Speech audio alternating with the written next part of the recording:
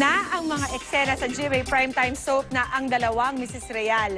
Si Dingdong Dantes na gumaganap bilang si Anthony Real, excited din sa itinatakbo ng storya. Pero ang isa pang dahilan ng excitement ngayon ni Dong ay ang posibleng guesting niya sa bagong dance show ng girlfriend na si Marian Rivera. Makichika kay Aubrey Carampel.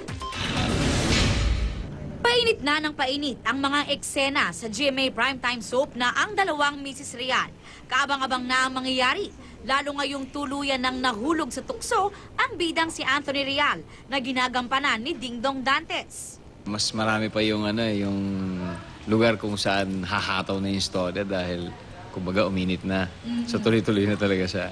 Kung si Dingdong abala sa taping ng Ang Dalawang Mrs. Real, ang nobya niyang si Marian Rivera tumulak pa Amerika para naman magpasaya ng ating mga kababayan doon. Sana magkita kami. Siguro kahit yung pauwi na lang. Bago umalis si Marian, nakapag-taping na siya para sa kanyang dance show na Marian, kung saan full support din si Dingdong. Mag-guest din ba siya sa dance show ng nobya?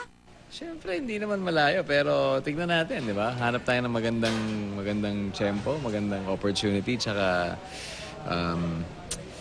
kailangan ko muna mag-practice. Aubrey Carampel, updated sa Showbiz Happenings.